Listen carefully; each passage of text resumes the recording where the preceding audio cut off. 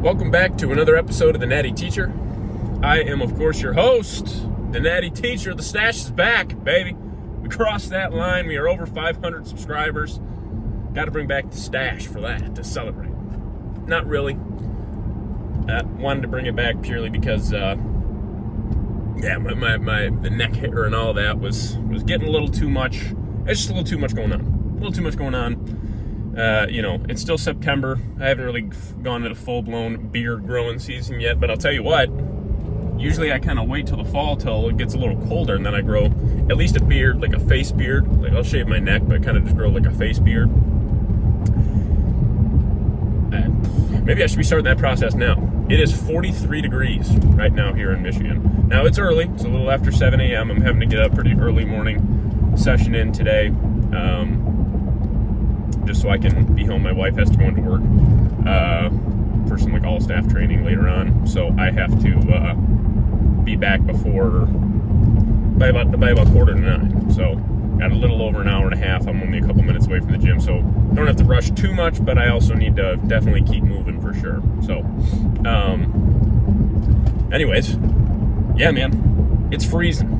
It's freezing right now. I woke up, my house was like 65 degrees, which if you're familiar with house temperatures, if you ever track that, usually the average is maybe like 68 to 70, 68 being a little cooler, 70 being probably about the norm. Room temp is like 72. So it might not sound like a lot, but to go from 68 to 65 degrees in our house, it's freezing. Like I literally woke up this morning, I was like, what? It's like walking into a fridge. I was like, what the heck is that? Very, very cold. But it just gets you going. I've been having to park my car outside the past just like a week or so because my wife and I, mainly my wife, I got to give her credit here, really not me, but she's been working on this, essentially refurbishing this cabinet that she got from my mother-in-law. So we have to throw some paint on it, but she had to work on this weekend and had to work a little bit extra last weekend too. And so we've kind of just been like, haven't had a ton of time because the weekends during the school year is really the only time that we can both really hang out consistently, but at the same time also try to get things done other than normal like household things. So we just literally have not had the time to finish it. So I've been having to park my car outside, and it hasn't been that big of a deal till this morning when I get in here and it's like a freaking icebox because it's 43 degrees. Holy crap. Freezing. Not that bad. Not that it's like the worst thing ever, but wow, it's cold. Regardless, we got a push day. Finally. Fine, took 3 minutes for me to get into that, but we got our push day today. Now, as you guys know, my upload schedule is a little different, so this video will actually come out a couple days after I have completed this session. So my split has not changed. I want to make that clear just because videos are being uploaded every other day or so now. Does not mean that my split has changed. Like my split is the same. I still train Sunday through Friday, all that. Again, I just want to make it, and not that anybody would figure that was not the case, but just to make it clear, that is still the same. Just obviously during the school year, editing and putting together these videos and all that kind of stuff. It doesn't take forever, but it does definitely take away from time with my wife and with my daughter and being present at home and not being on my phone and all that kind of stuff. So just want to make sure that I'm there, consistently for sure. So yeah. But for our push day today, we are going to be trying something a little bit. It's not really different. I've done this before, I believe, and I actually really liked it. I don't know why. For me, I bounce back and forth between the order of exercises. I like running the same exercises, but sometimes for me, I struggle with the order of how I should perform them for optimal performance. And optimal just meaning in this situation what feels best for me. And I've noticed I've done it two ways. Okay, I've done it where I've started with like a heavy pec deck, then gone on to pressing. Feels pretty good. I've done it where I've just jumped, done some mobility work and then jumped right into pressing. Feels pretty good. Nothing wrong with it. But I'm getting to that point now where strength is kind of just continuously going up and up, and I'm training every body part, no less than twice a week. And so I've noticed, and I talked about this in one of my previous videos, my recovery is hit or miss, okay? Hit or miss.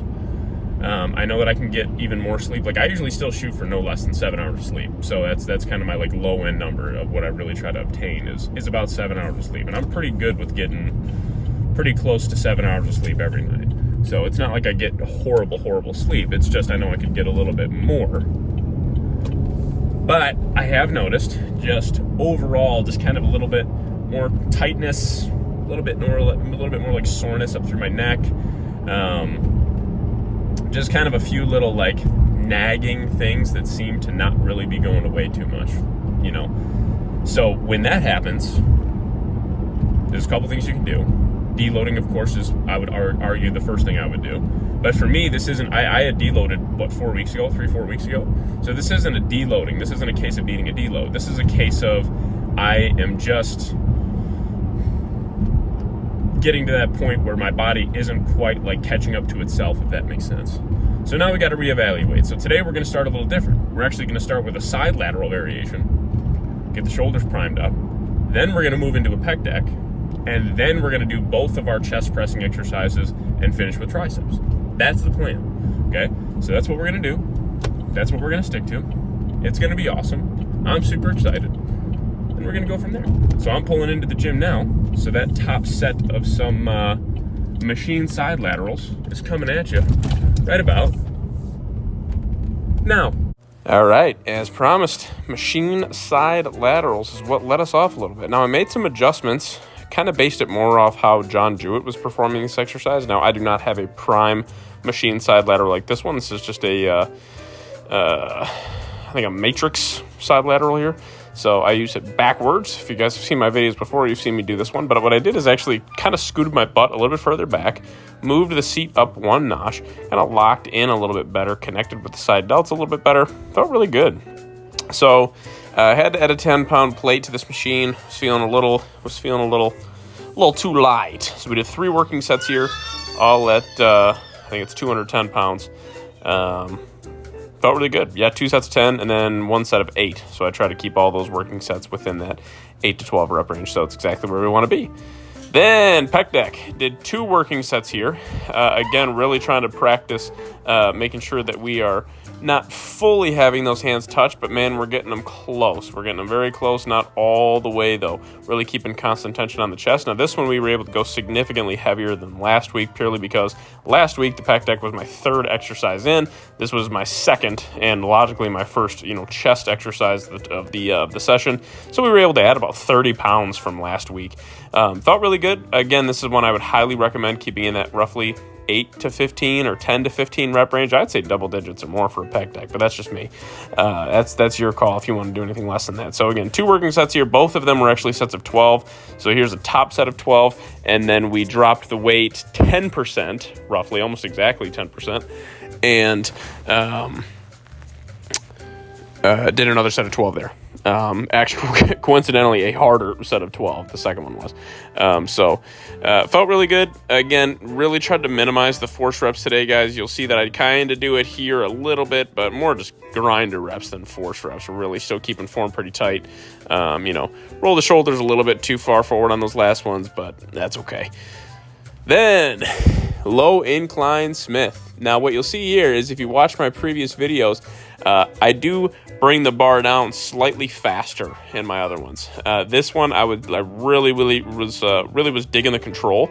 So I did drop the weight just to, I think, 5 pounds. So nothing super heavy as far as like a heavy drop, but dropped the weight a little bit and was focusing again. I really try to keep this one in that 8 to 12 rep range. So here we got 2 plates and a 10.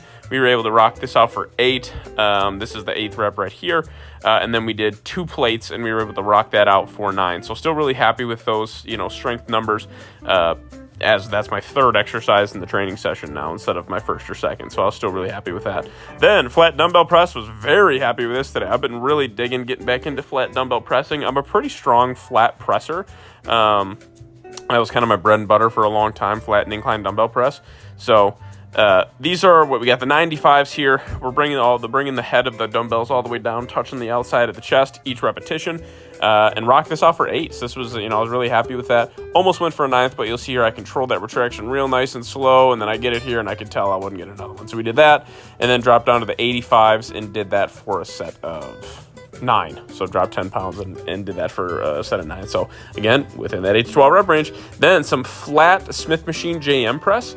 We did 3 working sets here. Top set, actually, I don't know if I recorded my top set. If this is a set of 10, I had already previously done a set of 12. I did a set of 12, set of 10, and then a set of, it was somewhere between 8 and 10. I believe 8 is our third working set. Phenomenal tricep builder when done correctly. If you're unfamiliar, you can watch my video as a tutorial, of course, or you can look up a little bit more of an in-depth tutorial. Obviously, these voiceovers, I gotta kind of keep them before the clip ends. Now, the only other thing I did not film because I was kind of on a time crunch is I did 2 working sets of just one arm overhead cable tricep extensions. Felt really good, didn't break any PRs or anything, but the control was a lot better, and I felt like I got a better stretch. So I lost a rep off my top set, but the control and the stretch and everything about the actual exercise was far, far better, so I was still very happy with it for sure. So, yeah. Push a session in the freaking books. Let me tell you, that, my friends, was exactly everything and more you would want out of a push session. Everything and more you would want. Phenomenal stuff. It's phenomenal stuff. No doubt about it. It was great. It was awesome. I felt super connected to every single rep of every single set I did. Now mind you, I wasn't necessarily destroying the logbook on every exercise I did. Some I did, for sure. Some I was far and above the logbook, which is great. I was just more in tune. Properly warmed up and primed up and ready to rock and roll.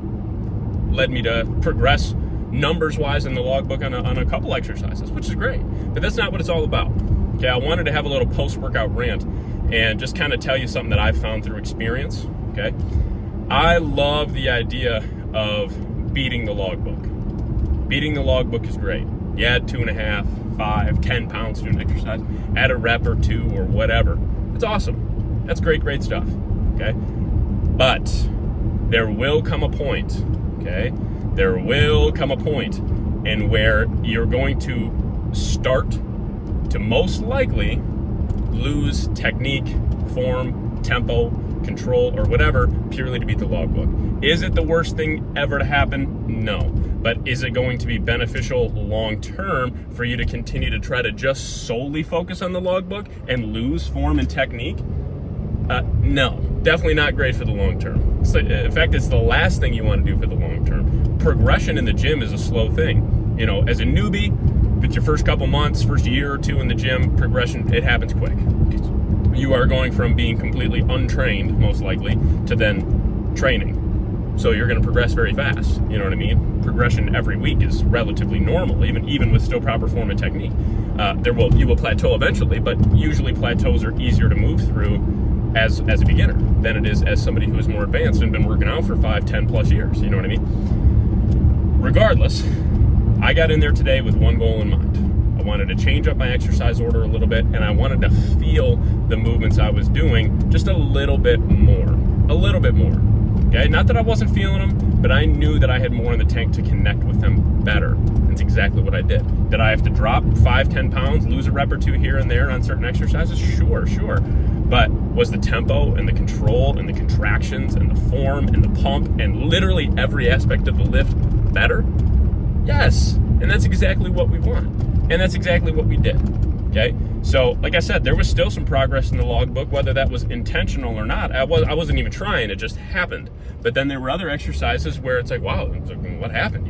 You dropped 5 pounds off your top set and lost a rep? Like, what happened? It's like, well, yeah. I also slowed down the movement a lot more, controlled the weight a lot more, and did it much better and more effectively. So every once in a while, you got to do that. That was a phenomenal workout, guys. The next upload you guys are going to see is my back day. We'll have a back thickness day. It'll be obviously a couple days later in the week, but after I complete it. But that will be the next body part you'll see trained. Make sure you like and share the video.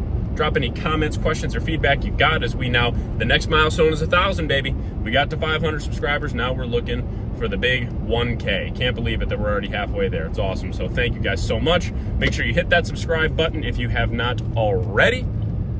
Enjoy the rest of your beautiful day wherever you are in the world. God bless. And for today, I am the Natty Teacher, and this episode of Road to Natty Pro is out. I will catch y'all on the flippity flop.